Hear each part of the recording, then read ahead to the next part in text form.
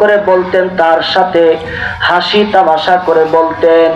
এই উমাইরের একটি বিড়াল ছানা ছিল, সে মারা গেছে, একটি পাখি ছিল মারা গেছে।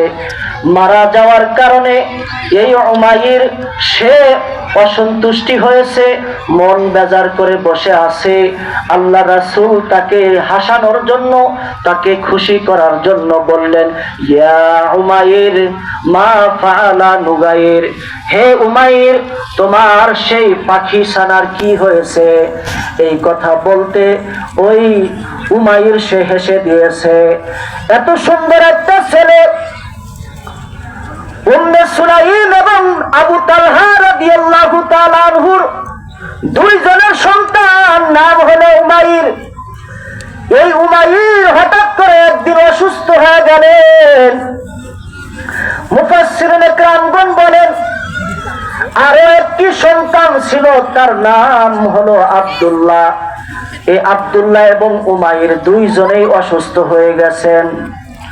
দুইজনে এমন অসুস্থ হয়েছে, অসুস্থ দুই সন্তানকে রেখে আবু তালহা রাদিয়াল্লাহু তাআলা আনহু সকালবেলা তিনি আল্লাহর রাসূলের দরবারে চলে গিয়েছেন।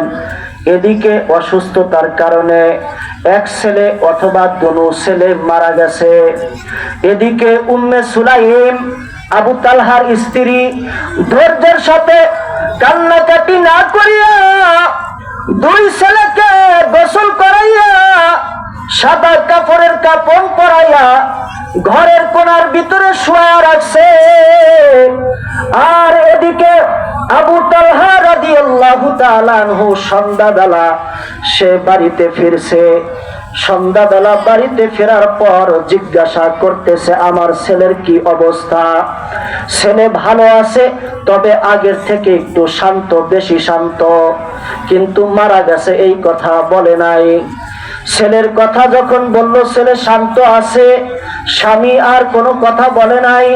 রাতের খাবার খাওয়ার পরে স্বামী আর স্ত্রী তারা একত্র হয়েছে, মিলিত হয়েছে।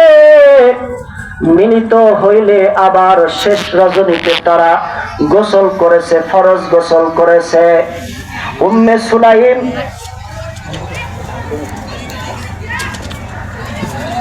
হুজুর চলে এসেছেন, আমি 2 মিনিটের মধ্যে শেষ করে দেব ইনশাআল্লাহ।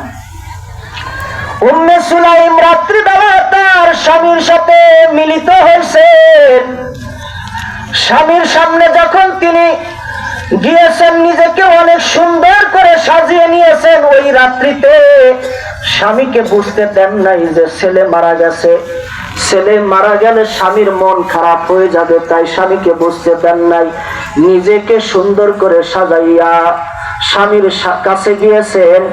স্বামীকে রাত্রিবেলা গোসল করানোর জন্য পানির ব্যবস্থা করে দিয়েছেন। শুধু তাই নয়, স্বামীর শরীরে ঘষে ঘষে ডলে ডলে পানি ঢেলে ঢেলে দিয়ে গোসল করাইছেন সুন্দর করিয়া।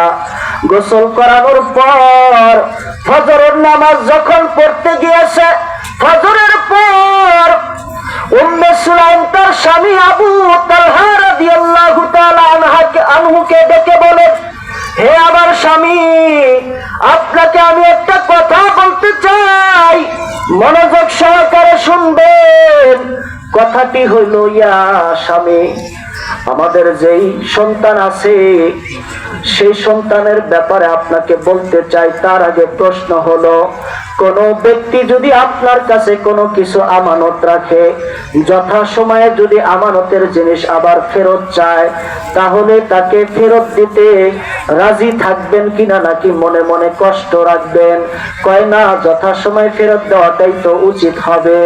কয় তাহলে ধরে নেন আল্লাহ পাক আমাদেরকে যে একটা পুত্র সন্তান দান করেছিলেন, ওই পুত্র সন্তান মারা গিয়েছে, আমাদেরকে আমানত দিয়েছিলেন, আমানতের মাল আল্লাহ পাক নিয়ে গিয়েছে।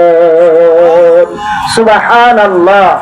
এত ধৈর্যের সাথে যেই মা কান্নাকাটি করার কথা, আর স্বামী সারাদিন আসে নাই, সেই জায়গায় তার বলার কথা, গোলামের পুত গোলাম, এত সারাদিন কইছিলি, কি বলেন, এরকম বলার কথা কিনা, যে সারাদিন কইছিলি এখনো আসলি না সারাদিন। অথচ এই কথা না বলে ধৈর্যের সাথে ছেলেকে গোসল করিয়ে সাদা কাপড়ের কাফন পরিয়ে তাকে শুয়ায় রেখেছে। স্বামীকে বুঝতে দেয় নাই যাতে স্বামীর কষ্ট হবে।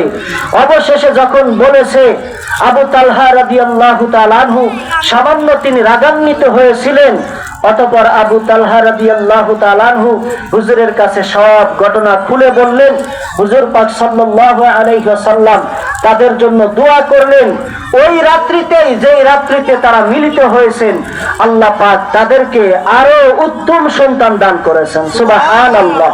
এভাবে একে একে আবু তালহা রাদিয়াল্লাহু তাআলা আনহুকে আল্লাহ পাক 7টি সন্তান দান করেছেন।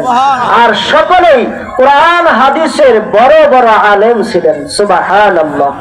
আল্লাহ পাক আমাদেরকে সেই সাহাবাদের মতো ধৈর্যশীল, ধৈর্যবান হওয়ার তৌফিক দান করুন। সকলে বলি আমিন। হযরত এসে গিয়েছেন, গুরুত্বপূর্ণ বয়ান করবেন, আমরা মনোযোগ সহকারে শুনবো।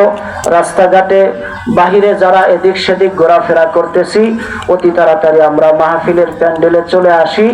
আমরা হযরতের বয়ান শুনবো ইনশাআল্লাহ। আসসালামু আলাইকুম ওয়া রাহমাতুল্লাহ।